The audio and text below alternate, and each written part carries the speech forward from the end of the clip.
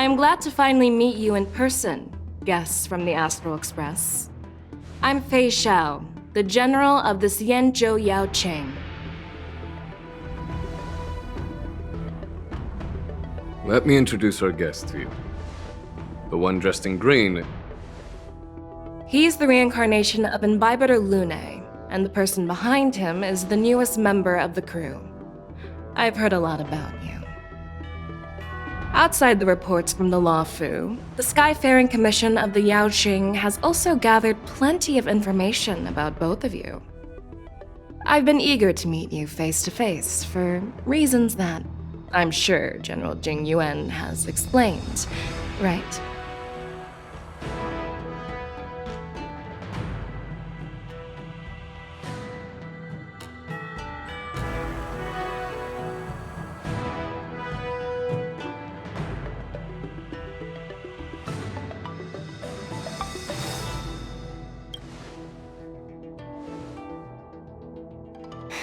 That's right.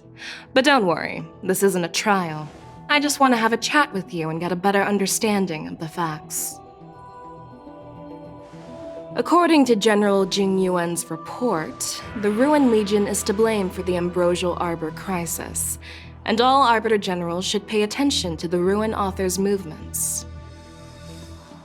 Over the years, the Destruction's minions have wreaked havoc on countless worlds, and the Alliance has been keeping an eye on them, but no one expected them to join hands with the remnants of the Abundance.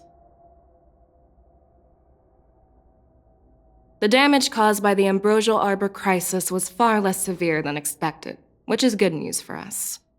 However, it was quite different from the Ruin Legion's usual style of destroying life wherever they go. While I trust the bravery of the Divine Foresight and the Nameless, I'm curious about some details missing from the report. I'd like to take this chance to have an exchange with both of you. Let me be clear, the questions I'll ask might not reflect my actual thoughts, so please don't take offense if any of my questions seem a bit harsh. Please go ahead, General. But keep in mind we can only answer based on what we know. And perhaps you already have the answers to your questions in your heart. You have a clever tongue. I like it. The Merlin's claw is quite articulate. Right now, her intentions are unknown, and Jing Yuan wants us to be honest. Maybe I'll just stick to the facts we know.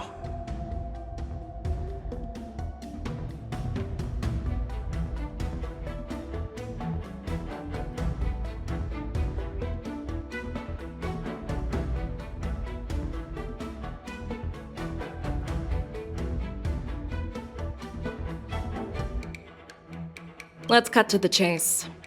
Before the crisis struck, the Astral Express was guided here by a Stellaron hunter, a wanted felon, in an attempt to resolve the Stellaron crisis. However, everyone in the cosmos knows of the Stellaron hunter's reputation. So, why did you place so much trust in them? Could it be that some of you have a connection with them?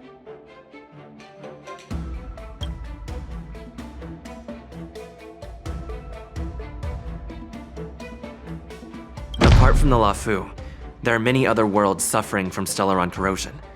For example, Eurillo 6, the world that the Express stopped at before reaching the Lafu, was one of them. To the Express, Stellarons act as roadblocks on the Silver Rail and pose risks to the warping process. And that's why dealing with Stellaron issues is part of the duty of the Nameless. Ah, I've heard about those problems caused by Stellarons. The Express connects various worlds, so it makes sense for you to take care of this. The cosmos is a mess, and the Trailblazers are just doing their best to fix it. I understand. Let's move on to the next question. The report suggests that Don Shu, the master of the disciples of Sanctus Medicus, colluded with the Lord Ravager and used the power of the Stellaron to resurrect the Ambrosial Arbor. But here's the thing. Dawn Shu was just a chief alchemist. Even if she colluded with our enemies and summoned the Stellaron, how did she manage to bypass the Videodora guards around the Ambrosial Arbor?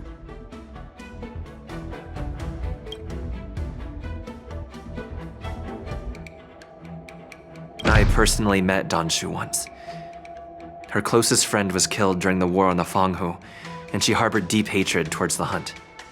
So she spent years making preparations in the Alchemy Commission, in order to take revenge on the Xianzhou.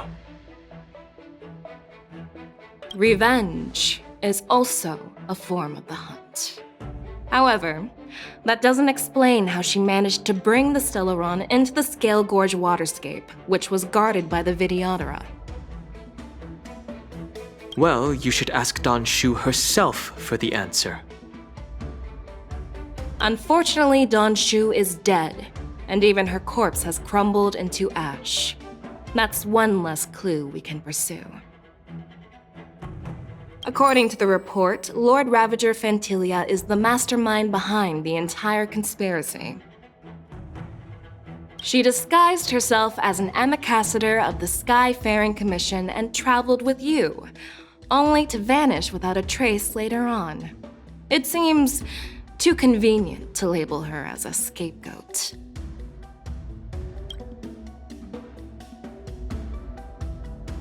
Fantilia is one of the Heliobi, the energy life forms that once fought against the Xianzhou. They're known for their unpredictable and elusive nature.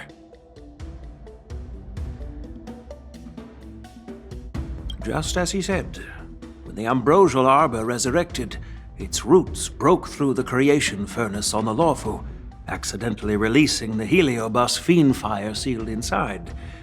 This can be used as circumstantial evidence. If Elder Huai Yan accepts the explanation, so do I.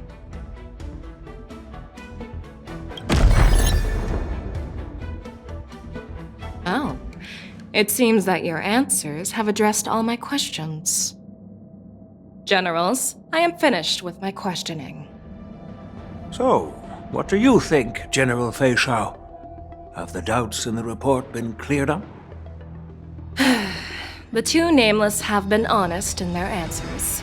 Even though there are some tricky details, my intuition tells me there is nothing wrong. However, the 3 questions I posed earlier were not just for the nameless, but for you too, General Jing Yuan. First, the disciples of Sanctus Medicus grew uninterrupted on the Luofu, yet the 6 charioteers were not aware of it. That was a dereliction of duty. Second, you believed in the Stellaron Hunter's prophecy and entrusted outsiders to solve the crisis, even granting them access to the Plague Mark. That was a dereliction of responsibility. Third, you insist on holding the war dance right after the Ambrosial Arbor crisis, putting the Luofu back in the spotlight. That is a dereliction of wisdom. Merlin's Claw. Is this your line of thinking, or the 10 Lords? From the moment I walked in, I made it clear that the questions I'd ask might not reflect my actual thoughts. The disciples of Sanctus Medicus were deeply rooted and had been plotting for a long time.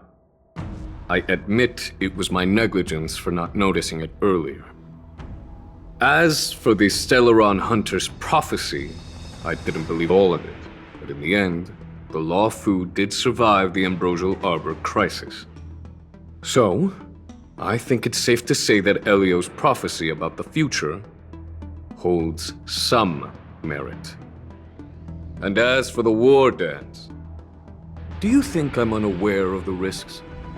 However, risks can also be opportunities.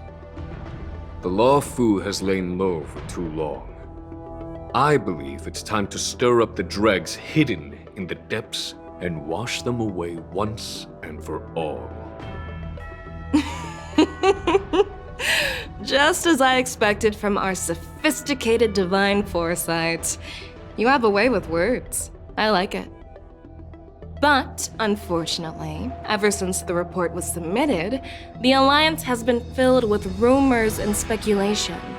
Even within the Lawfu, there are people accusing you of neglecting your duties, resulting in the Ambrosial Arbor's resurrection. So what are your thoughts on all of this, General Feixiao? As a fellow Arbiter General, I fully understand the difficulties of this position. Personally, I think all these rumors are meaningless drivel. Across the sea of stars, the Divine Foresight knows better than anyone else what happened on the Lawfu and the meaning behind it. Just as what happened on the Xianzhou Yaoqing recently. You mean the Xianzhou Yaoqing is also... The scouts of the Verdant Knights have sent back reports that Borisin are making trouble again. The Borisin packs that were once divided and scattered have started swallowing each other up, forming larger and larger packs. Moreover, there's an entity named Mongoose behind it all. An entity? According to the report, this entity isn't actually a Borisin. It's a woman claiming to be the messenger of the Master of Immortality.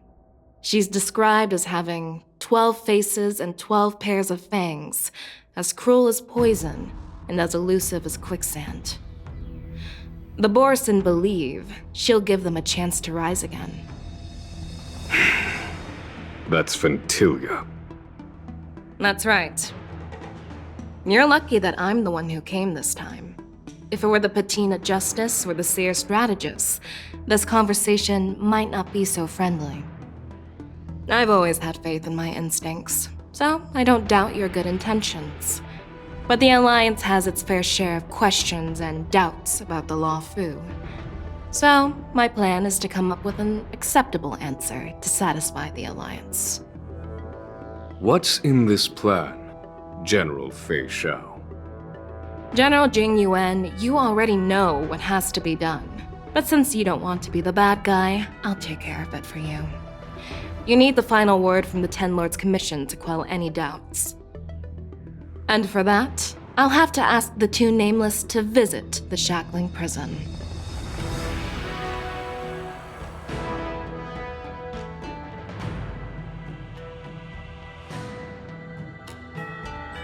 No, I'm not imprisoning you.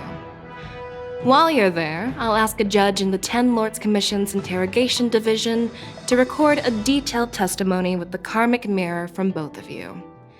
We'll fill in the gaps that weren't covered in the report and silence any protests within the Alliance. I'm okay with that.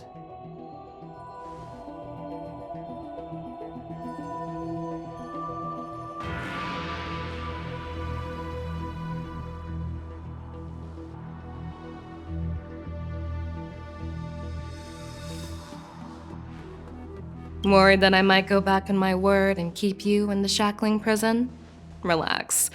If I wanted to do that, you'd already be behind bars. Once you're done with your testimony, you're free to come and go as you please. Then, as the Merlin's Claw requests... Oh, there's one more thing. This testimony is for silencing the voices of opposition within the Alliance. But I would like to urge General Jing Yuan to listen to the pleas of the Foxians on the Xianzhou Yaoqing. So, you are here for Hule. Exactly. Hule is locked up in the Lawfu's Shackling Prison.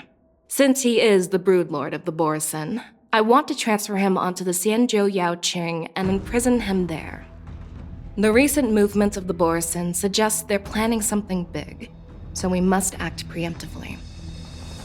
It makes sense to have the Foxians keep an eye on their arch-nemesis.